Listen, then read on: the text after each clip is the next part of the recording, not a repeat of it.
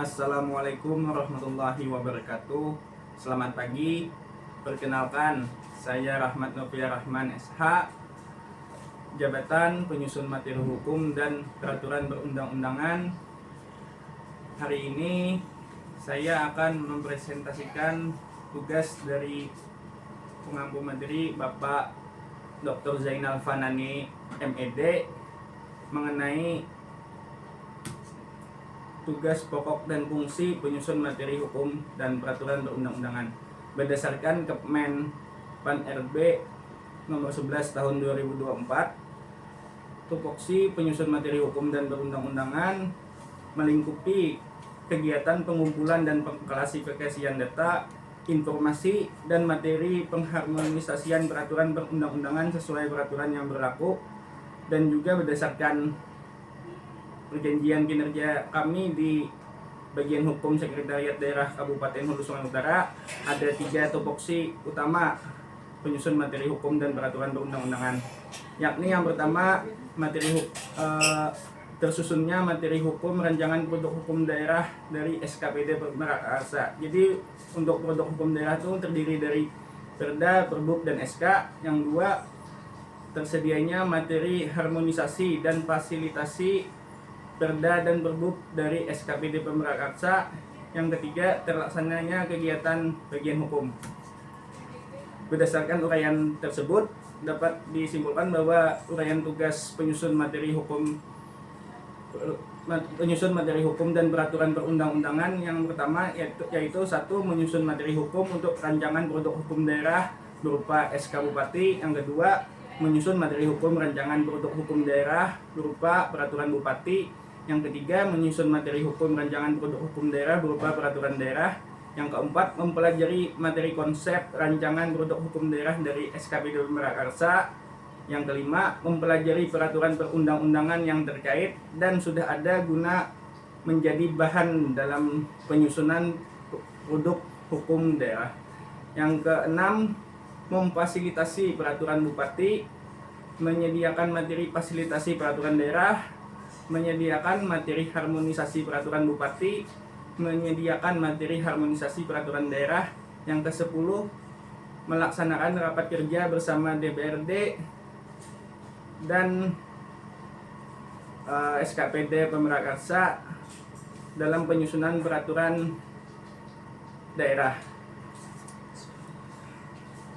Dari uraian tersebut, ada 5 uraian tugas yang masih belum optimal. Yang pertama, belum optimalnya proses penyusunan materi hukum rancangan produk hukum daerah berupa SK. Yang kedua, belum optimalnya proses penyusunan materi hukum rancangan produk hukum daerah berupa peraturan Bupati. Yang ketiga, belum optimalnya proses penyusunan materi hukum rancangan produk hukum daerah berupa peraturan daerah. Yang keempat, belum optimalnya proses penyediaan materi fasilitasi peraturan daerah. Yang kelima, belum optimalnya proses penyediaan materi harmonisasi peraturan daerah. Dari kelima topoksi tugas yang dianggap belum optimal tadi, dianalisis lagi menggunakan metode APKL. Yang pertama, 1. Belum optimalnya proses penyusunan materi hukum rancangan produk hukum daerah berupa SK Bupati. Yang kedua, belum optimalnya proses penyusunan materi hukum rancangan produk hukum daerah berupa Perda. Yang ketiga, belum optimalnya proses penyediaan materi fasilitasi peraturan daerah. Yang keempat, belum optimalnya proses penyediaan materi harmonisasi peraturan daerah. Yang kelima, belum optimalnya proses penyusunan materi hukum rancangan produk hukum daerah berupa peraturan Bupati. Nah, dari kelima isu tadi, kita lapis lagi menggunakan metode USG untuk mengerucutkan sehingga dapat dilihat dalam metode USG belum optimalnya proses penyusunan materi hukum rancangan produk hukum daerah berupa peraturan daerah menempati peringkat pertama, sehingga kita gunakan analisis fishbone untuk mengetahui akar masalah mengapa belum optimalnya penyusunan produk hukum daerah berupa peraturan daerah tersebut. Baik, selanjutnya di dalam diagram fishbone ini kita bisa melihat bahwa ada 4 pisau analisis, yaitu material, metode, dan mesin. Dari segi manusianya, kurangnya pemahaman SKPD terkait mengenai substansi perda, tata cara penulisan, dan kelengkapan perda. Dari segi material, keterbatasan akses terhadap sumber data, dinamika perubahan peraturan di tingkat pusat yang begitu cepat, dan kurangnya kajian terkait kajian akademik terkait bahan penyusun perda. Selanjutnya, dari segi metode, kurangnya koordinasi antara SKPD Pemrakarsa dengan penyusun, proses rapat di dewan yang kurang efektif, dan konsultasi publik yang kurang. Dari segi mesin, belum tersedianya media platform digital untuk menyusun produk hukum daerah. Berdasarkan analisis fishbone diagram tadi, untuk akar masalah dan alternatif pemecahan masalahnya adalah kurangnya pemahaman SKPD terkait mengenai substansi perda, tata cara penulisan, dan kelengkapan perda. Alternatif pemecahan masalahnya adalah pembuatan panduan yang lebih terperinci terkait penyusunan perda, dan juga pelatihan legal drafting untuk SKPD. Nah, mungkin pelatihan legal draftingnya yang tahap pemula supaya tidak ada salah penulisan yang sering terjadi. Yang kedua, kurangnya koordinasi antara SKPD Pemrakarsa dengan penyusun, proses rapat dengan DPRD yang kurang efektif, dan konsultasi publik yang kurang.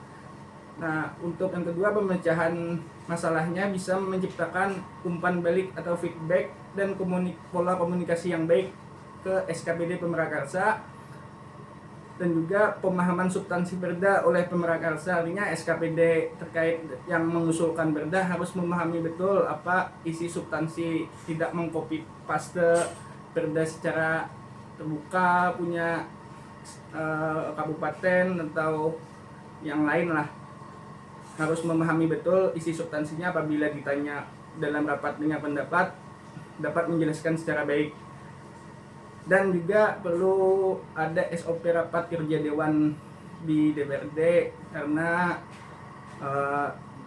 kebiasaan rapat kerja ini berbelit-belit dan kurang efektif, mengingat banyaknya pembahasan di luar substansi isi perda.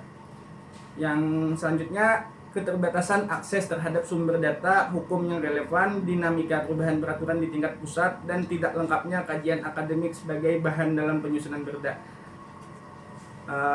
Pemecahan masalahnya dapat artinya SKPD terkait dapat melihat untuk acuan peraturan di tingkat atas yang lebih tinggi, dapat melihat di BPK RI untuk mengakses sumber data hukumnya. Jadi di situ bisa dilihat perubahannya, mencabut atau berubah lengkap, dan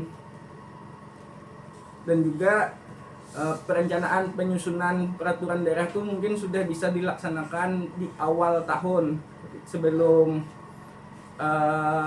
perubahan tahun. Sudah ada merencanakan bahwa di tahun selanjutnya akan ada perda ini, sehingga pengusulan program perdanya dapat dilaksanakan di awal, dan juga memberikan waktu yang cukup untuk melaksanakan kajian akademik dan konsultasi publik.